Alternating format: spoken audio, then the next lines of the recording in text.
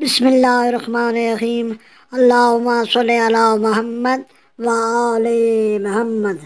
آج کا ہمارا سبق ہے مکتوب نمبر 53 پارٹ 20۔ مولا امیر کائنات علی ابن ابی طالب علیہ السلام نے فرمایا، اور میں اللہ سے اس کی وسیع رحمت اور ہر حاجت کے پورا کرنے پر عظیم قدرت کا واسطہ دے کر اس سے سوال کرتا ہوں کہ وہ مجھے اور تمہیں اس کی توفیق بخشے جس میں اس کی رضا مندی ہے کہ ہم اللہ کے سامنے اور اس کے بندوں کے سامنے ایک کھلا ہوا عذر قائم کر کے سرخرو ہوں، اور ساتھ ہی بندوں میں نیک نامی اور ملک میں اچھے اثرات اور اس کی نعمت میں فراوانی اور روز افروز عزت کو قائم رکھے، اور یہ کہ میرا اور تمہارا خاتمہ سعادت و شہادت پر ہو۔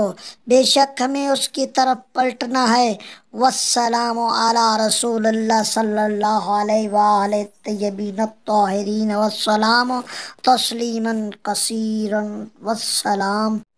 علی ابن ابی طالب کے دو دست راست تھے، ایک صفین کے دن کٹ گیا اور وہ عمار یاسر تھے، دوسرا بھی قطع ہو گیا اور وہ مالک اشتر تھے۔